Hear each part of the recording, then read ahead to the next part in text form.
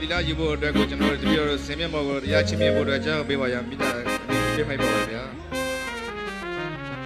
အားလုံးပဲဆရာတော်ဘုရားကြွားလာပြီဖြစ်ပါတယ်ကျွန်တော်တို့၅ပါးသီလတရားတော်ကိုဆရာတော်ကနေပြီးတော့ချီးမြှင့်မှာဖြစ်ပါတယ်မင်္ဂလာရှိတဲ့မြန်မာနေဦးမှာဆရာတော်ဘုရားရဲ့၅ပါးသီလတရားတော်ကိုကြွားရောက်နာကြားကြဖို့အပြင်မှာရှိတဲ့ညီကိုမောင်မတွေနဲ့မိဘမောင်မအားလုံးကိုကျွန်တော်တို့ကနေဒီနေရာကိုနုညွတ်ဖိတ်ခေါ်အပ်ပါတယ်အားလုံးကြောက်ကြပါရန်လေးစားစွာဖြင့်ဖိတ်ကြားအပ်ပါတယ်ခင်ဗျာအားလုံးပဲကျွန်တော်တို့ဩဃာသကတော့ဂျိုးညီညာဖျားဖျားကျွန်တော်တို့ကတော့ကြဖို့အတွက်ကျွန်တော်တို့အားလုံးအစဉ်သင့်ဖြစ်ပလားမသိနော်ပြေလို့ရှိလို့ရှိရင်ကျွန်တော်တို့ဩဃာသကတော့ဂျိုးကျွန်တော်တို့ညီညာဖျားဖျားကတော့ကြအောင်ပါမတည့်ရလို့လည်းရပါတယ်ရတယ်အစဉ်ပြေသလိုလေးပေါ့နော်အစဉ်ပြေသလိုလေးပေါ့ကတော့ကြရအောင်ပါနော်ဩဃာသဩဃာသဩဃာသကာယကံဝစီကံမနောကံတပ္ပဒောတကတိနောဤတို့ကိုပြောပါစေခြင်းအကျိုးငါပထမဒုတိယတတိယတစ်ကြိမ်နှစ်ကြိမ်သုံးကြိမ်မြောက်အောင်ဘုရားယေရနာတရားယေရနာသံဃာယေရနာယေရနာမြတ်သုံးပါးတို့ကိုအယုအသေးအလေးအမြတ်လက်ဆုံးမိုး၍ရှင်ခိုးပူဇော်ပူမြော်မှန်လျော့ကတော့ပါဤအရှင်ဘုရားသဗ္ဗိတိယောဝိဝိဇန္တုသောကောရောဂောဝိနာတတုမာတေဘွန်တွန်တရာယတုခိတိကာယုကောဘဝအဘိဝါရဏတိလိသနေသံဟုတ်တာပဇာယီနောသတ္တာရောဓမ္မဝဒန္တိအာယုဝနောဒုက္ခပလံဟုမြတ်စွာဘုရားရှင်ဟောကြားတော်မူခဲ့သည့်အတိုင်းနှစ်ဟောင်းကုန်ပြောင်းနှစ်သိရောက်ရာအချိန်ခါ၌ယရနာမြတ်သုံးပါးနှင့်မိဘဆရာသမားများရဲ့ဂုဏ်ကျေးဇူးကိုအာရုံပြုကာယုသေးစွာလက်ဥချီမိုးရှိခိုးကြောကြရသောပူဇွန်တပနာမတက္ကိစ္စဂါရဝကုသကံမင်္ဂလာနှစ်ဟောင်းကုန်ပြောင်းနှစ်သိရောက်ရာ၌နှစ်ဟောင်းမှမတိသည့်အလျောက်တွေ့ဝေသည့်အလျောက်မလိမ္မာသည့်အလျောက်ကာယကံမှုဝစီကံမှုမနောကံမှုများအညီအထေးများအညီစွန်းများကိုကင်းစင်လင်းပြောက်ပါစေခြင်းကြောင့်ငါဒါနရေဖြင့်စေကြောခြင်းဒါနတကြံဒေါသတရားများကိုကင်းရှင်းနိုင်စေရန်အတွက်သီလရေနှင့်စေကြောခြင်းသီလတကြံမတိမှုတွေးဝေမှုများကိုမောဟများကိုဘာဝနာရေနှင့်စေကြောခြင်းတည်းဟူသောဒါနသီလဘာဝနာသုံးပြာနှင့်နှစ်ကူးတကြံကျင်းပကြရာအချိန်ခါ၌ယရနာမြတ်သုံးပါးနှင့်မိဘဆရာသားများကိုယုတိစွာရှိခိုးပူဇော်ဖူးမြော်မှန်လျော့ကြောကြရသောတက္ကိစ္စဂါရဝကုသကံစေရနာအဖျားဖျားတို့ကြောင့်ဘေးပေါင်းရန်ပေါင်းအန္တရာယ်ပေါင်းမှ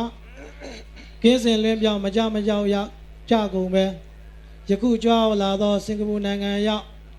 တက်ကြီးဘိုးဘွားများနှင့်သတုရိတာအလူရှင်များကြွားလာကြတဲ့မြန်မာနိုင်ငံသူနိုင်ငံသားများဘေးဥပတ်အန္တရာယ်ကင်းရှင်းကြပါစေမြန်မာနိုင်ငံမှာရှိနေကြတဲ့မြန်မာနိုင်ငံသူနိုင်ငံသားအားလုံးလည်းပဲနှစ်ဟောင်းကုန်ပြောင်းနှစ်သိရောက်တဲ့အခါမှာဘေးဥပတ်အန္တရာယ်ရန်သွဲမှန်သမျှကဘာသူကဘာသားများလည်းပဲဘေးဥပတ်အန္တရာယ်ရန်သွဲမှန်သမျှကင်းစင်လွင်ပြောင်းမကြမရောက်ကြပဲမြင့်မြတ်သောစိတ်ထားဖြစ်သာရရောက်ရဖြစ်သောနိဗ္ဗာန်ဓာတ်ကိုမြင့်မြတ်သောစိတ်ထားဖြစ်သောမဉ္ဇဉ်ပူဉ္ဇဉ်ဖြင့်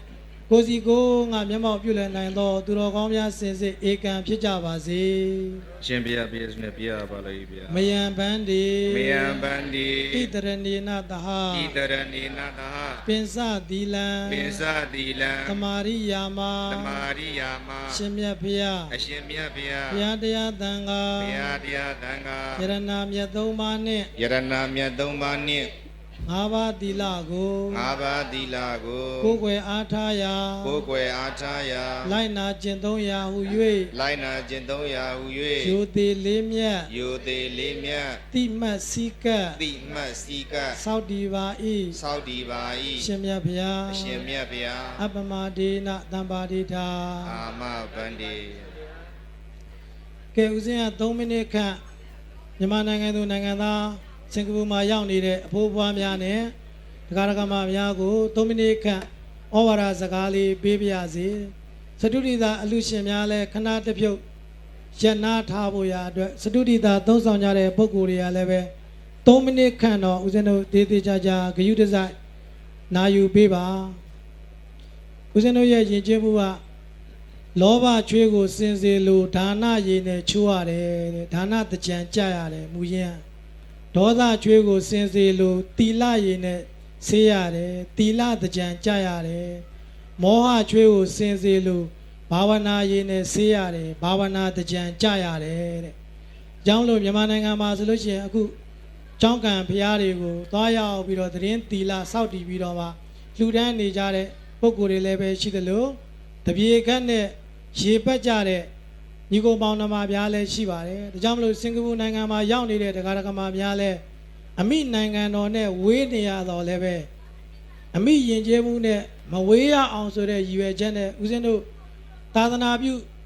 ဘုန်းကြီးတွေရဲ့တောင်းဝန်ထဲမှာတစိတ်တစ်ပိုင်းသာပါတဲ့ယဉ်ကျေးမှုကိုထိမ့်သိမ်းခြင်းဆိုတဲ့တောင်းဝန်ကိုဦးဇင်းတို့ကနေပြီးတော့ရှေ့ကနေပြီးမမရက်ပြီးတော့ဥဆောင်ခဲ့တာအခုဆိုလို့ရှိရင်9နှစ်မြောက်ပါပြီဒါကြောင့်မလို့ဒီ9နှစ်မြောက်အချိန်ခါမှာလည်းပဲစင်ကာပူနိုင်ငံမှာရှိကြတဲ့တရားဓမ္မတွေအခုပြောခဲ့သလိုပဲအမိနိုင်ငံတော်နဲ့ဝေးနေရပေမဲ့အမိယဉ်ကျေးမှုနဲ့မဝေးအောင်ဆိုပြီးတော့ဘုံဘုံတို့ကနေဥဆောင်တယ်ဒီကော်မတီကနေပြီးတော့ဥဆောင်တယ်စတုဒီတာအလူရှင်တွေကလည်းပဲကျွေးမွေးတယ်အဲ့ဒါကြောင့်တီလဆိုတာတခြားမဟုတ်ပါဘူးဆိုးနေကြတဲ့ဗန္ဓတိပါဒအာရိဏဒါနာကာမေတုမိစ္ဆာသရာမုဇာဝါဒသူရာမေရယလို့ဆိုတဲ့ဥစ္စာတွေဟာဦးဇင်းတို့ဂါထာပိတေးဖြစ်ဆိုသလိုအလွတ်ရနေကြပါတယ်အနေဆုံးတီလဆိုတာကဦးဇင်းတို့ဒီ rule တဲ့ regulation နဲ့ discipline တွေကိုပြောတာပါဒါကြောင့်မလို့ဦးဇင်းကဒီကနေ့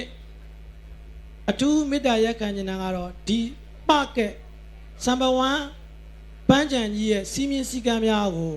တီလာများကိုအထူးလုံခြုံအောင်ထိမ့်သိမ့်ပေးပါလို့ဦးဇင်းမေတ္တာရက်ခံပါတယ်။ကျန်တဲ့၅ပါးတီလာတွေကတီပြီးသားဖြစ်တဲ့အတွက်ကြောင့်၅ပါးတီလာမှာတီလာမဟုတ်ပါဘူး။ဒီလိုမျိုးပန်းချံမှာလိုက်နာရမယ့်တီလာတွေဟာလည်းပဲတကယ်ကိုကျွတ်တို့နိုင်ငံမှာမရှိတဲ့တီလာတွေပါ။ကြောင့်မလို့စင်ကာပူနိုင်ငံမှာလာရောက်ပြီးတော့မှဒီပညာသင်ကြားကြတယ်စီးပွားရှာကြတယ်သားသမီးများကိုကျောင်းထားကြတယ်ဒီနိုင်ငံကပေးတဲ့စည်းကမ်းတွေကိုတသွေမတိန်လိုက်လာပြီးတော့မှမြန်မာနိုင်ငံကိုယူသွားစေခြင်းပါတယ်ဓမ္မသာလျင်ဦးဇင်းတို့ယူဆောင်သွားတာတွေယူဆောင်တကာတွေထဲမှာပစ္စည်းဥတုတွေယူသွားတာကမကြခင်နှစ်တရာအတွင်းမှာဒီနားမှာရှိတဲ့လူတွေအကုန်လုံးထားခဲ့ရမှာပါဦးဇင်းတို့ယူသွားလိုက်တာကလူတိုင်းစင်ကာပူနိုင်ငံမှာဦးဇင်းတို့တက်တာတယ်စီကန်းတာတယ်ဆိုတာလူတိုင်းသိနေတာပါပဲကြောင့်မလို့စီကန်းတွေကိုလိုက်နာခြင်းအပြင်ယူဆောင်သွားကြပါတည်ဆောင်သွားကြပါအမိနိုင်ငံတော်ကြီးကိုလိုအပ်နေတာဟာ education ပါပဲလိုအပ်နေတဲ့ထဲမှာ education ဆိုတဲ့ဥစ္စာမှာအခုကြည့် health education အလွန်လိုအပ်ပါတယ် religious education ဘာသာရေးနဲ့ပတ်သက်တဲ့ education တောင်မှလိုအပ်ပါတယ်ဟာလာ education လို့ပြောရမလားမသိဘူးပညာရေးနဲ့ပတ်သက်တဲ့ education အများကြီးပါပဲကြောင့်မလို့ဦးစင်းတစ်လုံးနဲ့ပြောရရင်လိုနေတဲ့ education အဲ့ဒါကြောင့်ဟာလာဦးစင်းရဲ့ဒီဩဝါဒစကားကိုညီကုန်းချုပ်ပါမယ်အခုလိုမျိုးလာရောက်ပြီးတော့မှဟာလာတပြောတပါအားပေးတဲ့အတွက်ကြောင့်ယေရှုအထူးတင်ပါတယ်ဦးစင်းတို့ကိုကြီးညိုတယ်လေးစားတယ်အမိနိုင်ငံတော်ကြီးကိုချစ်တယ်ကြီးညိုတယ်လေးစားခြင်းတယ်ကျေးဇူးပြန်ဆက်ခြင်းတယ်ဆိုလို့ရှိရင်ဦးစင်းကများသားမပြောချင်ပါဘူးစံပါဝမ်ပကက်စီးမြင်များကိုလိုက်နာပေးပါတစ်ပင်တစ်ခတ်များကိုဦးစင်းတို့ချိုးလို့မရပါဘူးလေ့ကျင့်ခန်းလုပ်တဲ့နေရာတွေမှာဆက်လက်တောက်လို့မရပါဘူးခွင့်ပြုချက်မရှိဘဲနဲ့အရက်သေးစာတောက်သုံးလို့မရပါဘူးဦးစင်းတို့ security level ငှားထားရပါတယ် security ဆိုတာတကယ်တော့ဥပဒေစိုးမိုးတယ်ဆိုတဲ့ဥစ္စာကရဲကားတွေလက်နက်တွေပြည့်စုံနေတာအစင်သင်းဖြစ်နေတာလို့ဦးစင်းတစ်စိတ်တစ်ပိုင်းပဲယုံကြည်ပါတယ်ဥပဒေစိုးမိုးတယ်ဆိုတာငါတို့တဦးစီတိုင်းတဦးဒီဇိုင်းမှာသူများကိုလည်းပဲမထိကြိုက်အောင်ဟလာနေမယ်ဆိုတဲ့စိတ်ဓာတ်ရင်ထဲမှာရှိနေမှမိမိရဲ့နှလုံးသားမှာစိုးမိုးနေမှဥပဒေစိုးမိုးတယ်လို့ပြောလို့ရပါတယ်ဒါကြောင့်မလို့ဘုန်းဘုန်းတို့ကဩဝါဒနေမယ်ပဲပြောပြစီနှစ်စဉ်နှစ်တိုင်းပဲဟလာဒီဟိုတိတ်ပြီးတော့မှစိုးရင်ရတဲ့ ပူပန်ရတဲ့တောကမျက်နာကြီးနဲ့ဦးစင်းဩဝါဒမပေးပြရစီနဲ့ဟလာတကာတကမတို့ကနေပြီးတော့မှအခုဆိုလို့ရင်ကိုဖုံဖုံမျက်နာကြည့်ရတာတိတ်ကြည်လင်မှာမဟုတ်ပါဘူး။ဘာကြောင့်လဲဆိုတော့စေတနာဇောတွေစောနေလို့ပါစေတနာဇောတွေစောနေလို့ပါဖုံဖုံတို့မှာဘာမှအပျော်မရှိပါဘူးအဖိုးအဖွားတွေကိုပြောနေတာကိုကြည့်ပြီးကြည်နူးတယ်မီးလေးတွေဒီစောနေတာကိုကြည့်ပြီးကြည်နူးတယ်အလူရှင်တွေဟလာလှူရတာကိုကြည့်ပြီးကြည်နူးတယ်စတုဒီသာစားတဲ့လူတွေကိုကြည့်ပြီးကြည်နူးတယ်အဲ့ကြည်နူးတဲ့စိတ်တွေထဲမှာငါတယောက်အတွက်နဲ့ဟလာပုံပုံတို့ရောဒီကော်မတီတစ်ခုလုံးရောဦးစင်းတို့ရဲ့ community တစ်ခုလုံးကြီးကိုရောမထိခိုက်အောင်ငါတို့တွေပကဲစီမီစီကံများကိုလိုက်နာမယ်လို့တန်ဋိဌံချကြပါလို့အားလုံးဝိုင်းဝန်းပြီးတော့ပူပေါင်းဆောင်ရွက်ပေးကြပါလို့မေတ္တာရက်ခံရင်ဦးစင်းရဲ့ဩဝါဒစကားကိုဒီကုန်းချုပ်အပ်ပါတယ် သာဓုသာ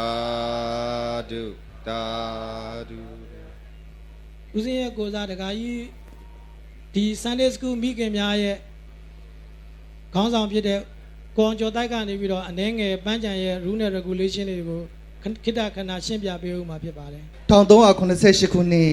နှစ်ဟောင်းကုံပြောက်1989ခုနှစ်နှစ်တစ်ကိုကြိုဆိုတဲ့အနေနဲ့ကျွန်တော်တို့စင်မောင်ဝန်ဓမ္မဥယျာဉ်စင်ကူမြမတကြံပွဲတော်ကိုဆရာတော်များမှာဦးစီးဦးဆောင်ပြုပြီးတော့ဒီ impact ကနေပြီးတော့ကျွန်တော်တို့ပန်းချံကိုရအောင်ရှောက်ထားခဲ့ပါတယ်ဒါကြောင့်ပန်းချံကိုရအောင်ရှောက်ထားတဲ့နေရာမှာဒီနှစ်ဟာအတော်အရေးကြီးတဲ့နှစ်ဖြစ်တဲ့အတွက်ဆရာတော်ကနေပြီးတော့ကျွန်တော်ကို impact ရဲ့ rule and regulation တွေကိုကျွန်တော်ချိုပေးပြီးတော့အတက်နိုင်ဆုံးကြွားရောက်လာကြတဲ့ကျွန်တော်တို့ရဲ့ညီကုံပေါင်းဓမ္မများအဖိုးအဖွားများအားလုံးကိုလိုက်နာစေချင်ပါတယ်အားလုံးဆောင်ထိန်စေချင်တဲ့အနေနဲ့ကျွန်တော် impact ရဲ့စီမင်းစည်းကမ်းကိုအနေငယ်ရှင်းပြခွင့်ပြုပါလို့ကျွန်တော်လေးနဲ့တောင်းဆိုပါတယ်ဒီကတော့ impact ကိုရှောက်ထားသူများတာဝန်ခံရမယ့်အရာများမှာဒီအခမ်းအနားကျင်းပခြင်းနဲ့စီစဉ်ဆောင်ရွက်ခြင်းများအတွက်အသုံးစရိတ်တွေကုန်ကျငွေအားလုံးတို့ကိုမိမိတို့တို့အသုံးပြုရမှာဖြစ်ပါတယ်နှစ်အရာစီကံနံပါတ်2ကတော့ရေးကြည့်ပါတယ်ပန်းချံအဝင်ဝိုင်းတွင်မှာဘေးအန္တရာယ်ကင်းရှင်းလုံခြုံမှုနဲ့စနစ်တကျတင်းတင်းလျောက်ပတ်တဲ့ကြိုတင်ထိမ့်သိမ်းကာကွယ်မှုများကိုဒီပန်းချံလျှောက်ထားသူများကအဓိကတာဝန်ယူနေရပါတယ်နံပါတ်3ကတော့မိမိတို့ရဲ့အခမ်းအနားကျင်းပခြင်းစီစဉ်များကိုနေရာလျှောက်ထားစဉ်ကခွင့်ပြုထားသောအဝင်းအဝိုင်းစီးအတွင်း၌သာအတိအကျအသုံးပြုရပါမယ်ဒီဘက်ကျွန်တော်တို့အဓိကအဖြစ်ဒီဝင်းမှာပဲတခြားဆရာတော်ပြောတဲ့ဟိုဘက်ကိုကြော်သွားပြီးတော့ဆလိတ်တောက်ချင်းနေဟိုဘက်မှာသွားပြီးတော့နှောက်ယှက်ချင်းနေမဖြစ်အောင်အတန်းနိုင်ဆုံးစောင့်သိမ်းပေးကြပါနံပါတ်4ကတော့ပန်းချံအဝင်းအဝိုင်းအတွင်းမှာရှိတဲ့လူသွားလမ်းတွေပန်းချံအတွင်းမှာရှိတဲ့လမ်းတွေတကားပေါက်အဝင်ထွက်စသည်တို့အနှောက်အယှက်ပိတ်ဆို့ဟန်တားခြင်းများမဖြစ်ပေါ်စေရန်စောင့်ရှောက်ပေးရမယ့်အပြင်ပန်းချံအဝင်ထွက်လူသွားစကြံလမ်းနှင့်ကားဝင်ထွက်လမ်းများကိုဝင်ရောက်ဆွတ်ဖက်တားဆီးဟန်တားမှုများကိုရှောင်ကျဉ်ရပါမယ်လို့ကျွန်တော်တို့ကတိခံထားရပါတယ်အတန်းနိုင်ဆုံးထိမ့်သိမ်းပေးကြပါနံပါတ်5အချက်ကတော့အမ်ပတ်နဲ့သက်ဆိုင်ရာအာဏာပိုင်များ၏ကြိုတင်ခွင့်ပြုချက်မပါဘဲအရက်သေးစာတောက်စားရောင်းချခြင်းများမပြုလုပ်ရန်တေချာစွာတာဝန်ယူလိုက်နာရပါမည်လို့ကျွန်တော်တို့ဂရိခံထားတဲ့အတွက်အတန်းတိုင်ဆုံးအရက်သေးစာတောက်စားရောင်းချခြင်းကိုတန်းတိုင်ဆုံးတားမြစ်ထားပါတယ်ကျေးဇူးပြုထိမ့်သိမ့်ပေးကြပါရန်မေတ္တာရက်ခံရပါတယ်နံပါတ်6ကတော့ဤနေရာအားလွှဲပြောင်းရယူခြင်းနဲ့ဤနေရာကိုပြန်လည်လွှဲပြောင်းပေးရခြင်းမှာလှုပ်ထုံးလုံဤအစဉ်စဉ်နဲ့ဖြည့်ဆွဲရမယ့်ပုံစံများကိုပြည့်စုံစွာရေးသွင်းပြီးမိမိတို့ကအပျက်စီးရှိသည်များအားလုံးကိုတာဝန်ခံယူပြန်လည်ပြုပြင်ပေးရမှာဖြစ်ပါတယ်ဖိုင်းချရင်လည်းကျွန်တော်တို့ပျက်စီးများရှိရင်လည်းဖိုင်းများပေးဆောင်မှာဖြစ်တဲ့အတွက်ဤအရာများကိုကျေးဇူးပြု၍ဆရာတော်များစိုးရိမ်မှုမရှိအောင်ထိမ့်သိမ်းဝန်းဝန်းဆောက်ရှောက်ပြီးပျော်ရွှင်သောနှစ်သစ်မင်္ဂလာကိုပျော်ရွှင်စွာအားလုံးကျင်းပနိုင်ကြပါစေလို့မေတ္တာဖြင့်ဆုတောင်းအပ်ပါတယ်ခင်ဗျာခန္ဓာစီစဉ်နံပါတ်1အရအပူဇော်ကံဘိုးဘွားများအားမန္တစင်ပေါ်သို့ဖိတ်ခေါ်ရန်ဖြစ်ပါတယ်နံပါတ်2အစီအစဉ်ရအဖိုးဘွားများအားပူဇော်ကြော့ကြဖို့တိုက်တွန်းလွှာကိုပူဇော်ကြီးကဖတ်ကြားပေးရန်နံပါတ်3စီစဉ်ရဩဃာတကြောကျိုးကိုကိုအောင်ကျော်တိုက်ကတိုင်ကြားပေးရန်ဖြစ်ပါတယ်နံပါတ်4စီစဉ်ရအဖိုးဘွားများကိုစား အဖဦးခင်ထုံးကစူပေးရန်မေတ္တာရက်ခံပါတယ်နံပါတ်4အစီအစဉ်ရတက်ဆိုင်ရာကော်မတီဝင်များအလူရှင်များကအဖိုးအဖွားများအားကတော့လက်ဆောင်များပေးရလူတန်းရန်နံပါတ်5အလုံးကိုစားဦးအောင်ဝင်းမဝမ်းမြောက်ကျေးဇူးတင်စကားပြောကြားပေးရန်ဖြစ်ပါတယ်နံပါတ်6အစီအစဉ်ရအဖိုးအဖွားများအားမန္တစင်အောက်သို့ပြန်လည်ပို့ဆောင်ပေးရန်ဖြစ်ပါတယ်တို့ပါ၏အဖိုးအဖွားများအားရှင်မြတ်မော်တို့နေရာယူပေးကြပါရန်မေတ္တာရက်ခံအပ်ပါတယ်ခင်ဗျာ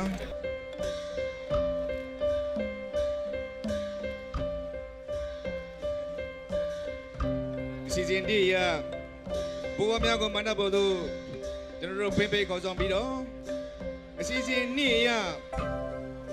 ကုသိုလ်ကြောကျိုးဖို့ကုသိုလ်ကြောကြဖို့တိုက်တွန်းလွှာကိုကုသိုလ်ကြီးကနေပြီးမှဖတ်ကြားပေးမှာဖြစ်ပါတယ်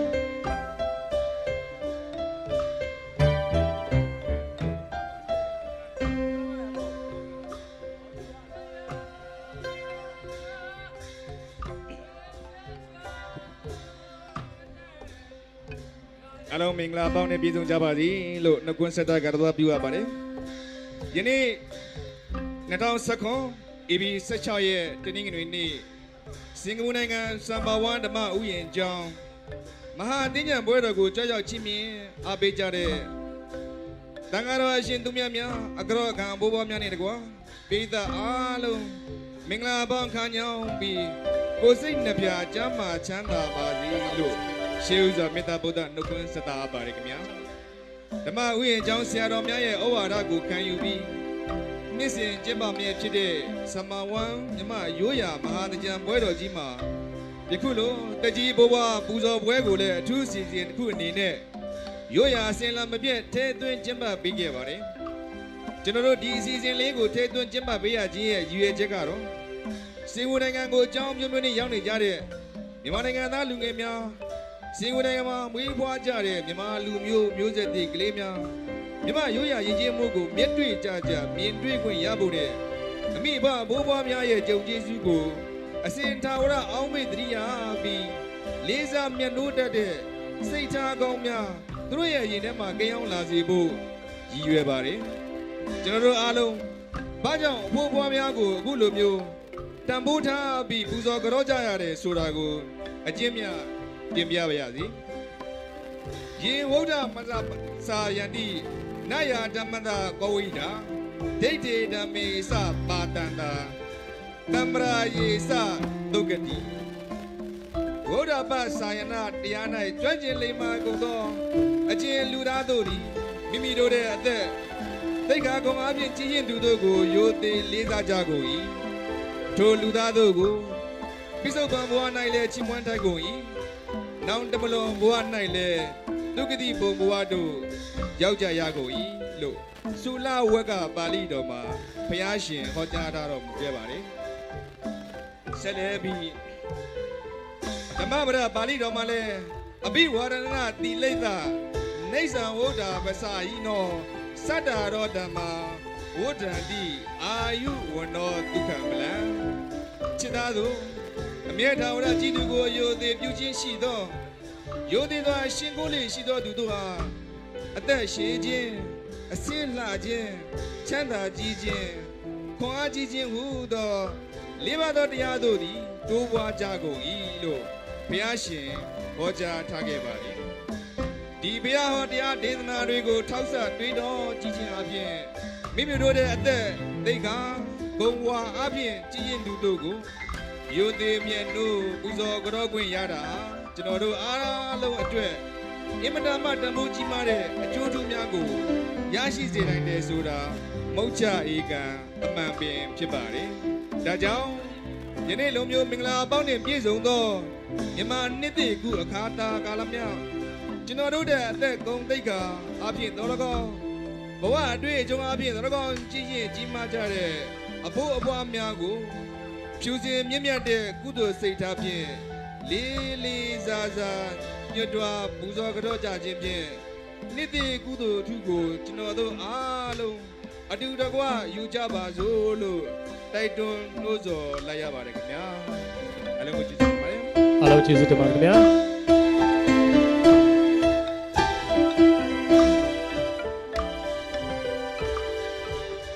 စီစဉ်နံပါတ်3ရဩဃာတကရောကျိုးကိုကိုအောင်ကျော်တိုက်မှတိုင်ကြပေးပါရန်မေတ္တာရက်ခံပါတယ်ခင်ဗျာ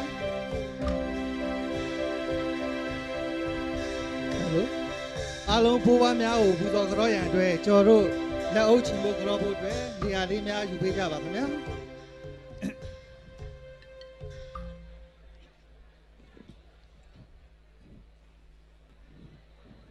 စင်မောင်ဝံဓမ္မဥယျာဉ်စင်ဘူးမြမတကြံပွဲတော်မှာကျင်းပပြုလုပ်စဉ်ရိုးရာအစဉ်လာမပြည့်ကျွန်တော်တို့တက်ကြီးပူဇော်ပွဲပါဝင်ထည့်သွင်းတာဖြစ်တဲ့အတွက်တိုက်တွန်းသွားတာကိုလည်းအားလုံးသိတဲ့အတိုင်းစေတနာရင်မာပိုက်ခါဘိုးဘွားများကိုကျွန်တော်တို့ဩဃာတကရောကျိုးဖြင့်ညီညာဖြတ်ဖြတ်ကရောကြရမှာဖြစ်ပါတယ်အားလုံးနေရာယူပြီးတဲ့အခါမှာကျွန်တော်ရှေ့ကတိုင်ပေးပါမယ်အားလုံးအာယုံပြုတ်ပြီးတော့ဩဃာတကရောကျိုးဖြင့်ကရောကြပါစို့ခင်ဗျာဩဃာတဩဃာတဩဃာတ ဩဃာတ ဩဃာတ ကာယကံ ကာယကံ ဝစီကံ ဝစီကံ မနောကံဒီဟုသော မနောကံဒီဟုသော တပ္ပဒေါသ တပ္ပဒေါသ ခတ်သိမ်းသော ခတ်သိမ်းသော အပြစ်တို့ကို အပြစ်တို့ကို ပျောက်ပါစေခြင်း ပျောက်ပါစေခြင်း အကျိုးငါ အကျိုးငါ ဖရာယရနာ ဘုရားယေရနာ တရားယရနာ တရားယေရနာ တန်ဃာယရနာ သံဃာယေရနာ ယရနာတော်မြတ်သုံးပါးတို့ကို ယေရနာတော်မြတ်သုံးပါးတို့ကို ဥထိတ်ထားပန်ဆင်လျက် ဥထိတ်ထားပန်းစင်လျက် အမိအဖ အမိအဖ ဆရာသမားတို့နှင့်တကွာ ဆရာသမားတို့နှင့်တကွာ အကျွန်ုပ်တို့၏ အကျွန်ုပ်တို့၏ ယခုမျက်မှောက်ရှိ၌ ယခုမျက်မှောက်ရှိ၌ ရှိကြကုန်သော ရှိကြကုန်သော အယိုအသေး အယုအသည် အလေးအမြတ် အလေးအမြတ် ပြုတိုက်အပ်သော ပြုတိုက်အပ်သော အဘိုးအဘွားများတို့ကို အဖို့အဖွားများတို့ကို မြမရိုးရာ မြမရိုးရာ နှစ်သိမင်္ဂလာ နှစ်သိမင်္ဂလာ ယနေ့အချိန်ခါတွင် ယနေ့အချိန်အခါတွင် အပြစ်ခတ်သိမ်း အပြစ်ခတ်သိမ်း ပပျောက်ငြိမ်း ပပျောက်ငြိမ်း ၍အသက်ရှည်စွာ အသက်ရှည်စွာ အနာမေ၍ အနာမဲ့ရေး ရန်ဘေးကင်းကြောင်း ယံဘေးကင်းကြောင်း ကောင်းမှုမင်္ဂလာ ကောင်းမှုမင်္ဂလာ ဖြစ်ပါရစေခြင်းအကျိုးငါ ဖြစ်ပါရစေခြင်းအကျိုးငါ ယိုသေးမြတ်နို့ ယုသေးမြတ်နို့ လက်အုပ်မိုး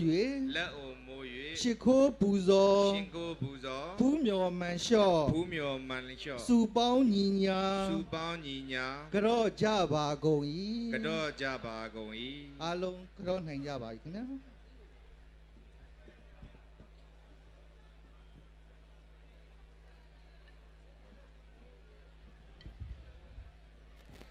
ကဏ္ဍစီစဉ်နံပါတ်3ရကတော့ကျုပ်ကိုတိုင်ကြပေးသွားပါတော့ကိုအောင်ကျော်တိုက်ကိုအထူးပဲကျေးဇူးတင်ရှိပါတယ်အဖိုးဘွားများရဲ့ကိုစားအဖိုးဥခင်တွန်းကစုပေးရန်ဖြစ်ပါတယ်အဖိုးကျေးဇူးပြုပြီးတော့ဒါတို့သမီးတို့စုတောင်းပတနာများပေးဖို့မေတ္တာရပ်ခံပါတယ်ခင်ဗျ ထိုင်ရက်ကပဲစုပေးပြစေကြာကြာမရနိုင်လို့ပါဆရာကောင်းသမားကောင်းရဲ့တပည့်ကောင်းများမိကောင်းမိကောင်းဖခင်တို့ရဲ့သာသမီစင်စစ်များဗုဒ္ဓဘာသာဝင်စင်စစ်များဖြစ်ကြကုန်တဲ့အခုကြောက်ရောက်လာတဲ့မောင်တို့မယ်တို့သားတို့သမီးတို့နှစ်ချမ်းမင်္ဂလာဒီအချိန်အခါမှာဓမ္မဥယျာဉ်ဆရာတော်ဘုရားများရဲ့ဥဆောင်မှုကိုခံယူပြီးမဟာသကြံပွဲကျင်းပကြတဲ့ဒီအခမ်းအနားမှာမိမိတို့ရဲ့မိဘဘိုးဘွားများကိုစားကျွန်တော်ကိုစားပြုတဲ့ဟောဒီကြွားရောက်လာတဲ့အဖိုးအဖွားများကိုလက်အုပ်ချီမိုးရှ िख ိုးပူဇော်ရသောဤကောင်းမှုကုသိုလ်ကံစေတနာသည်မောင်တို့မယ်တို့သားတို့သမီးတို့အားဒိဋ္ဌဓမ္မချက်ချင်းလည်းငယ်အကျိုးပြုပြီးလျက်ကျုံခဲ့သောကာလများကကျူးလွန်ခဲ့မိသမျှအမှတ်မထင်ချစ်ခဲ့မိသမျှအပြစ်ဟုသမျှ ကျေးပါစေကျေးပါတယ်ယနေ့မှအစပြု၍ပူဇော်ကြောရသောဤစင်ကာပူနိုင်ငံရောက်မြန်မာနိုင်ငံသူမြန်မာနိုင်ငံသားလူငယ်မောင်မယ်မှန်သမျှယနေ့မှစ၍ပညာရေးကျမ်းမာရေးစီးပွားရေးအိမ်တော်ရေးလူမှုရေးတို့ဘိုးဘွားတို့ကိုပူဇော်ရသောအကျိုးအကြောင်းဒိဋ္ဌဓမ္မယနေ့မှစ၍တိုးတက်ပါစေမောင်တရားမေတ္တမြုပ်စီးပွားရှာနေကြတဲ့အဖြစ်မှလွတ်မြောက်ပြီးမိသားစုတပေါင်းတည်းတည်းတစ်သက်တာပတ်လုံးမခွဲမခွာကိုယ်စိတ်နှဖျားကျမ်းမာချမ်းသာစွာနေထိုင်နိုင်ကြပါစေလို့ဆုတောင်းပတနာပြုပါတယ်အဖိုးဥကင်ထွန်းစုပေးသွားတဲ့ဆုနဲ့ပေးတဲ့ဆုနဲ့ကျွန်တော်တို့ပြပါစေလို့နေ့တေကူမင်္ဂလာအခါသမ ्या လာရောက်ကြတဲ့ပြည်သက်ကြီးရဲ့ကိုစားဆုတောင်းပါတယ်ကျွန်တော်သက်ဆိုင်ရာကော်မတီများအလူရှင်များအဖိုးဘွားများကြောလက်ဆောင်ပစ္စည်းများပေးရမယ့်အခမ်းအနားဖြစ်ပါတယ်သို့ပါပဲကျွန်တော်တို့ဓမ္မဥယျာဉ်ကျောင်းကော်မတီမှကိုကျော်စီရမရင်မအောင်ကျွန်တော်တို့ဖိုးဘွားများကိုလက်ဆောင်ပစ္စည်းများပေးရရန်ရှင်မြင့်ဘော်တို့ကြွရောက်ပေးပါဦးမိသားခံပါတယ်ဓမ္မပန်းကြီးမှာကိုထုံထုံဝင်းမီလေးချိုမမမမြင့်ရှင်မြင့်ဘော်တို့ကျွန်တော်တို့ကြွရောက်ပေးပါဗီဒမာအင်းကြီးစင်ကာပူမှကိုမြင့်စောမခင်ဆန်ယူမမူယာရှင်မြင့်ဘော်တို့ကြွရောက်ပေးပါရမိသားခံပါတယ်ဓမ္မဥယျာဉ်မြတ်မီခင်များအဖွဲ့မှကိုကျော်ဇေယျကျော်သိန်းကိုဇေယျကျော်သိန်းမလဆန္ဒဦးရှင်မြင့်ဘော်တို့ကြွရောက်ပေးပါရမိသားခံပါတယ်ပန်းစင်မိသားစုမှကိုနိုင်ဝင်းမန်နီနွယ်ရှင်မြင့်ဘော်တို့ကြွရောက်ပေးပါရမိသားခံပါတယ်အဖိုးဘွားများကိုကြောကန်လက်ဆောင်ပစ္စည်းများချီးမြှင့်ပေးအပ်မဲ့အခမ်းအနားဖြစ်ပါတယ်အားလုံးပဲဝမ်းမြောက်ဝမ်းသာစွာနဲ့အဖိုးဘွားများကိုကြောကန်ပစ္စည်းများပူဇော်တဲ့အခမ်းအနားဖြစ်ပါတယ်ကြောက်လာတဲ့ပရိသတ်ကြီးကလည်းခုချိန်မှာမျှဝေပြီးတော့တာရုခေါ်ဆိုနိုင်ကြဖို့အတွက်အားလုံးရဲ့ရင်ထဲမှာကောင်းခြင်းမင်္ဂလာဖျားဖျားနဲ့ပြည့်စုံပြီးတာရုနုမောဒနာများခေါ်ဆိုနိုင်မှာဖြစ်ပါတယ်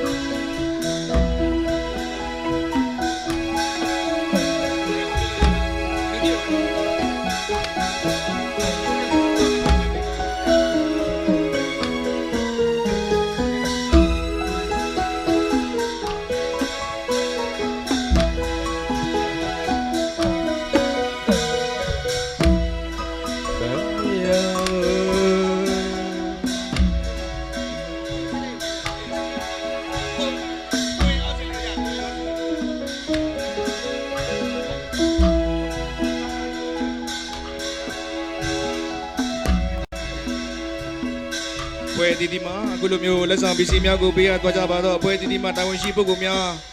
ကျေးဇူးအထူးပင်တည်ရှိပါကြောင်းကျွန်တော်တို့ပြောကြပါရသည်ဆက်လက်ပြီးတော့ကျွန်တော်တို့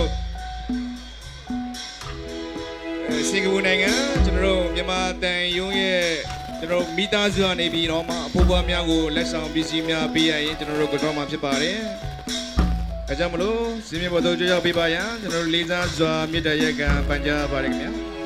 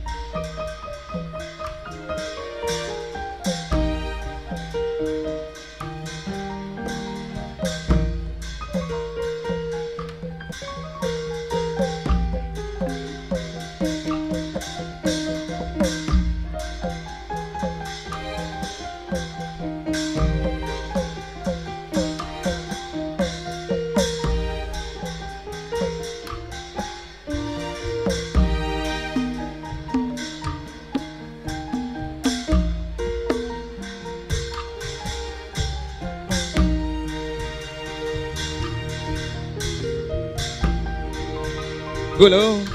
ပိုးပွားများကိုလာရောက်ပူဇော်ကြတော့ပေးကြပါတော့စင်ကူနိုင်ငံများတန်ယုံမှမိသားစုများအားလုံးအထူးပဲကျေးဇူးတင်ရှိပါကြောင်းပြောကြားပါရစေဆက်လက်ပြီးတော့အစီအစဉ်နံပါတ်9ရအငယ်ဦးအောင်ဝင်းမှဝမ်းမြောက်ကျေးဇူးတင်စကားပြောကြားပေးရန်ဖြစ်ပါတယ်ခင်ဗျာ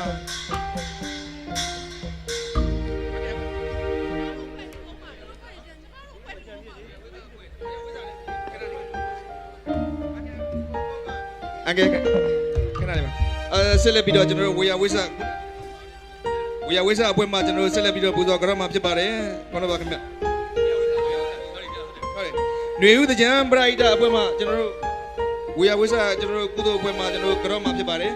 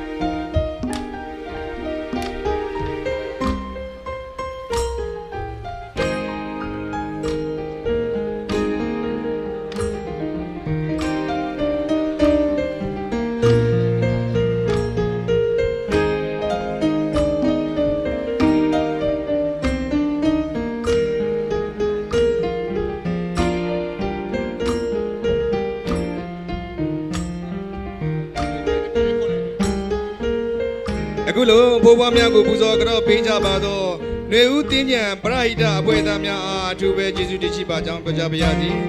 ဆက်လက်ပြီးတော့အစီအစဉ်နံပါတ်9ရငယ်ဦးအောင်ဝင်းမှဝမ်းမြောက်ကျေးဇူးတင်စကားပြောကြားပေးမှာဖြစ်ပါတယ်ခင်ဗျာ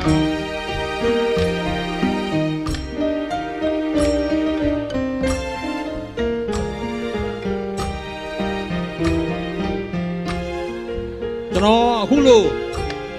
ဝမ်းမြောက်ဝမ်းသာကြောင်းနှုတ်ဆက်စကားပြောခွင့်ရတဲ့အတွက်အထူးကျေးဇူးတင်ပါတယ်ကျွန်တော်တို့အခုဒီစပဝန်းတရားမှာကျွန်တော်တို့ဖရာတရားသံဃာမိဘဆရာသမားစပဝန်းဆရာတော်ဖရာကြီးရဲ့မေတ္တာရေးအောင်မှာကျင့်ပကြတဲ့အတွက်အမှန်တန်အေးချမ်းသာယာလှပါတယ်ဒါကြောင့်မို့လို့ကြောက်လာကြတဲ့ပုဂ္ဂိုလ်အားလုံးကိုကျမ်းမာချမ်းသာကြပါစေကြောင်းဆုကောင်းမင်္ဂလာပို့တာပါတယ်ခင်ဗျာကျွန်တော်ဒီကိုရောက်ပြီးတော့အခုအဓိကတွေ့လိုက်ရတာကတော့ကျွန်တော်တို့မြန်မာတွေရဲ့စိတ်ရင်းဖြစ်ပါတယ်မြန်မာစိတ်ရင်းကိုကျွန်တော်ထင်းထင်းရှားရှားတွေ့မြင်ရပါတယ်ဒါကြောင့်မို့လို့အမှန်တန်ထူးခြားတဲ့ကျွန်တော်တို့မြန်မာစိတ်ရင်းကနေပြီးတော့မှအားလုံးဟာပတ်ဝန်းကျင်အားလုံးဟာမြန်မာရှုခင်းကျွန်တော်တို့ဖြစ်လာခဲ့ပါပြီဒါဟာကျွန်တော်မြန်မာတွေရဲ့အစွမ်းတတ္တိတစ်ခုပါပဲလို့ကျွန်တော်ပြောပြရတယ်အခုတို့မြင်ရတဲ့အခါမှာကျွန်တော်တို့ဆရာတော်ဘုရားနဲ့လူကြီးညာရဲ့ကျွန်တော်တို့စောင့်ရှောက်မှုကြောင့်အမှန်တန်လိမ္မာရင်ကြီးကြတဲ့မြန်မာလေးတွေစင်ကာပူနိုင်ငံမှာတွေ့ရှိရပါတယ်ကျွန်တော်တို့ဒီခလေးသူငယ်တွေဆိုလို့ရှိရင်လည်းကျွန်တော်တို့ယဉ်ကျေးလိမ္မာကြတာကိုတွေ့ရှိရပါတယ်ဒါအမှန်တန်မင်္ဂလာရှိတဲ့ကိစ္စပါပဲဒါကြောင့်မို့လို့ကျွန်တော်တို့ဆရာတော်ဘုရားနဲ့တကွာသောတန်ဃာတော်များဘိုးဘွားများလူကြီးသူကြီးများကိုအထူးကျေးဇူးတင်ပါကြောင်းနဲ့ဒီလိုပွဲမှာဆောင်ရွက်ပေးကြတဲ့ဗော်လန်တီယာများပုဂ္ဂိုလ်များကိုလည်းအထူးလေးစားကျေးဇူးတင်ပါကြောင်းကျွန်တော်ပြောပြရစီ။နောက်ဒီမှာရောက်ရှိနေကြတဲ့မြန်မာလူမျိုးတွေဟာမြမစိတ်ရင်းအတိုင်းသာဆောင်ရွက်ကြတဲ့အတွက်အမတန်မင်္ဂလာရှိကြောင်းကိုလည်းတွေ့ရှိရပါတယ်ကျွန်တော်အရင်မြန်မာနိုင်ငံမှာဗကြခဏပြောဥပါတယ်ဗကြံကိုရောက်လာတိုင်းပြောဥပါတယ်မြန်မာတကြံအစ်စ်ကိုတွေ့ခြင်းရင်စင်ကာပူနိုင်ငံကိုသွားလိုက်ပါစင်ကာပူနိုင်ငံမှာမြန်မာတကြံအစ်စ်မြန်မာရှုခင်းကိုတွေ့ရပါလိမ့်မယ်လို့ကျွန်တော်အကြိမ်ကြိမ်ပြောခဲ့ဘူးပါတယ်ဒီတိုင်းပါပဲအခုတော့ကျွန်တော်တို့မြန်မာနိုင်ငံမှာအခုဒီလိုမြန်မာစိတ်ရင်းနဲ့မြန်မာရှုခင်းကိုတွေ့ရအောင်ကျွန်တော်တို့တော်တော်လေးကိုစူးစမ်းနေရပါတယ်အဲ့ဒါကလည်းနှစ်ပေါင်းအတော်ကြာကျွန်တော်လက်ရရှုထားခဲ့တဲ့ကိစ္စဖြစ်တဲ့အတွက်လက်ရှိလောက်ကြတဲ့အခါမှာသိမလွယ်ပါဘူးဒါကြောင့်မို့လို့ဟောဒီကျွန်တော်တို့တွေ့နေကြတဲ့ကျွန်တော်တို့ရဲ့အကိုကြီးတွေအမကြီးတွေကျွန်တော်တို့ရဲ့ညီကိုတွေတာသမီးတွေအားလုံးရဲ့မြန်မာစိတ်ဓာတ်နဲ့သာဆောင်ရွက်ကြမယ်ဆိုရင်ကျွန်တော်တို့မြန်မာနိုင်ငံတော်ကြီးမှာလည်းအခုလိုပဲသာသာရရပြောပြောရွှင်ရွှင်စီစီကားကားနဲ့ပြကြမှာ ဘုတ်ချဖြစ်ပါတယ်ဆိုတော့ပြောချရင်းနဲ့အားလုံးကိုအထူးကျေးဇူးတင်ပါတယ်ခင်ဗျာအားလုံးကိုအထူးလေးစားပါတယ် ကျေးဇူးတင်စကားပကြပေးပါတော့အကယ်ဦးအောင်ဝင်းမှာရန်ကျေးဇူးတင်ရှိပါတယ်ခင်ဗျာဆက်လက်ပြီးတော့ကျွန်တော်တို့တေးတန်ရှင်ကျွန်တော်တို့ကိုညီညီမကျွန်တော်တို့ဘယ်ပကြီးရေးလို့မမီတချင်းနဲ့ကျွန်တော်တို့ဂုဏ်ပြုပေးမှာဖြစ်ပါတယ်နာတော်တာဆင်ကြပါလို့လားခင်ဗျာ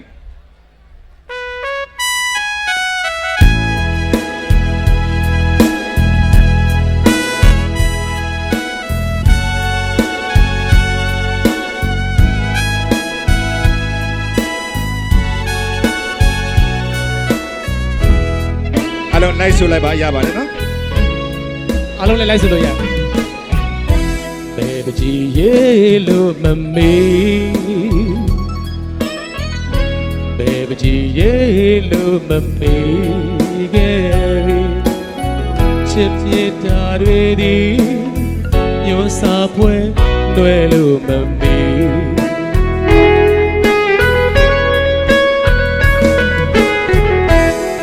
ဝတ်သမုတ်ပဲပြတွေကို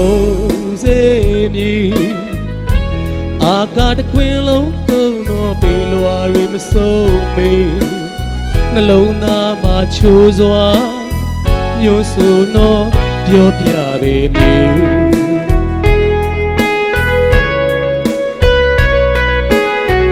ရင်တွေစရာပြီးပါဟူသည်အစာထိုးဝယ်မရှိသေးဘာဝရဖျားနဲ့တကယ်တရားသဘောကြီးအိုတကိုင်းနဲ့နိုင်ခဲ့ကြသည်မိဘရဲ့အသေးနှလုံးအပြုံးနဲ့ရှင်ကားတော့ချစ်စောရဟမပြတ်လဲပြီ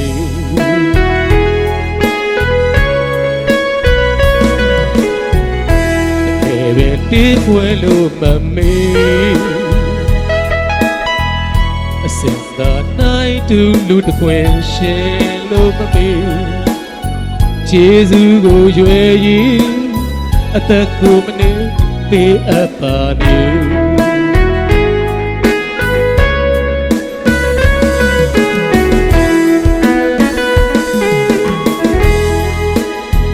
အဝေးရောက်မိမိတို့ရဲ့မိခင်မခင်ဘိုးဘွားများကိုညှို့ပြီးတော့ဒီမဲ့ပြီးတော့ကျွန်တော်တို့ကြောကြပါစို့နော် လူတိုင်းမှာမရှိမဖြစ်ရှိခဲ့တဲ့အရာဟာမိဘပဲဖြစ်ပါတယ်ကျွန်တော်ကိုအဖေနဲ့အမေကတားလို့ခေါ်တဲ့အတန်ဟာ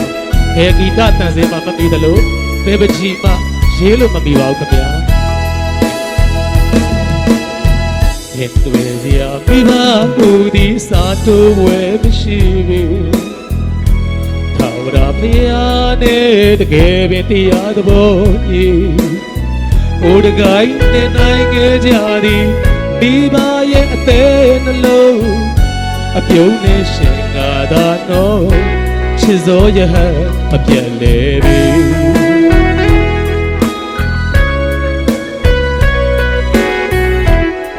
ဘယ်ပြေပွေလို့မမေး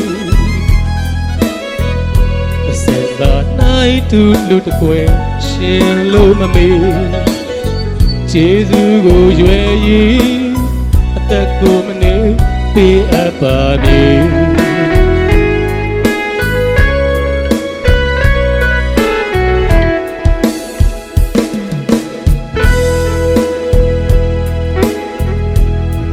အားလုံးကျေးဇူးတင်ပါတယ်လူသားတိုင်းမိဘကျေးဇူးကိုဆက်နိုင်တော့သားကောင်းသားမြတ်အားလုံးဖြစ်ကြပါစေနှစ်သက်မှာပျော်ရွှင်ချမ်းမြေ့ကြပါစေလို့ကျွန်တော်ဒီနေရာကနေဆုတောင်းပေးလိုက်ပါတယ်ခင်ဗျာဆက်လက်ပြီးတော့ကျွန်တော်တို့တေးတန်ရှင်ကျွန်တော်တို့ဂီတဆက်ဆိုစိတ်မြင့်ဆမ်းမမြစ်တာဖြမ်းမလမ်းမစီဆိုတဲ့တခြင်းလေးကိုကျွန်တော်တို့နာတတာခံယူကြပါစို့လားခင်ဗျာ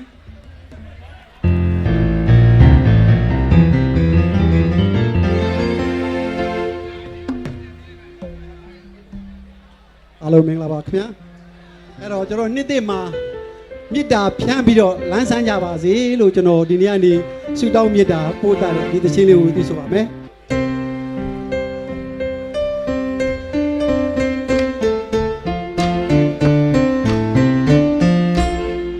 တို့နှလုံးသားအမုန်းမပွားကြဘူးမြစ်တာဆိုဖြန်းချစ်ပန်းလိုက်ကျွဲအကျဉ်းသာတရားတွေ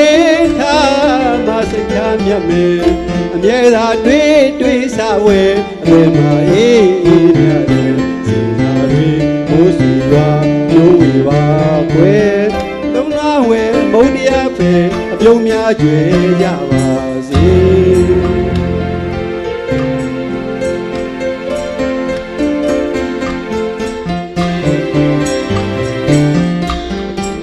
လုံးနာအမုန်းမပွားကြဝဲမြစ်တာဆိုဖြန်းချစ်ပန်းလိုက်ကျွဲအကျဉ်းသာတရားတွေထားမစိတ်ထားမြတ်မေအမြဲသာတွေးစဝဲအသေးငါအေးမြတ်တယ်စီနာတွေမိုးစီရွာဖြိုးရွာကွယ်နှလုံးသားဝဲမုန်းတရားပဲအပြုံးများကျွဲရစီဝဲ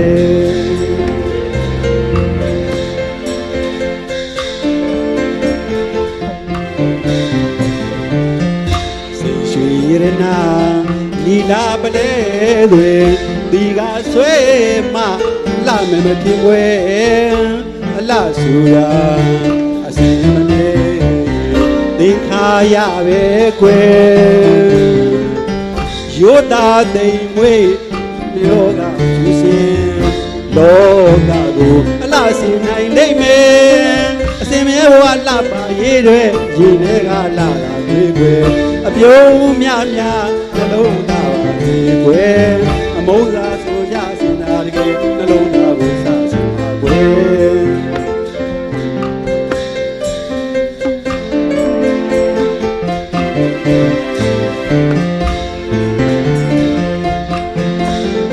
ကျွန်တော်တို့လူလောကမှာစိတ်ရွှေရနာတွေဘယ်လိုပဲအလှစီထားပြီးပဲရုပ်ရည်ဘကချုံမောလှပါရည်သည်လဲတတိကလှပရင်သာဖြစ်ပါတယ်အစင်မြဲထာဝရလှပစေဖို့ကရင်ထဲကနှလုံးသားလှမှသာလေဒါကြောင့်မို့လှမှဖြစ်ပါတယ်ဒါကြောင့်မို့နှလုံးသားကိုလှစေကြပါလို့ဒီနေ့ကကျွန်တော်မေတ္တာပြတ်ထားပါတယ်တိုက်တွန်းပါတယ်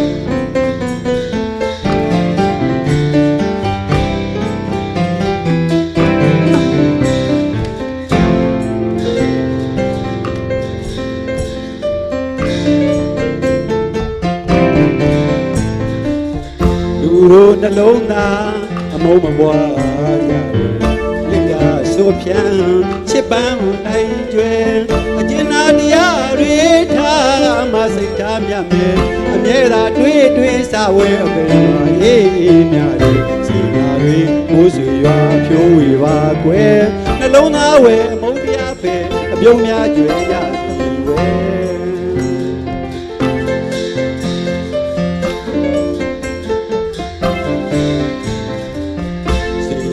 ရနာနီလာပလဲတွေဒီကဆွဲမလှမေမထင်ွယ်အလှဆိုတာစီမမြဲသင်္ခါရပဲကွယ်ယောတာတိမ်မွေသဘောကဖြူစင်လောကကိုအလှစီနိုင်လိမ့်မယ်အစင်မြဲဘဝလှပါရေးတွေဒီထဲကနာတာတွေ့ွယ်အပြုံးများနှလုံးသားပါရင်ွယ်အမုန်းစားဆိုကြစင်ရာတွေနှလုံးသားကိုလှဆင်ပါတယ်အားလုံးနှလုံးသားကိုလှဆင်ပြီးတော့ခိတ္တိကိုစတင်ဟောလာနေကြပါစေအားလုံးကြမှာကြပါစေ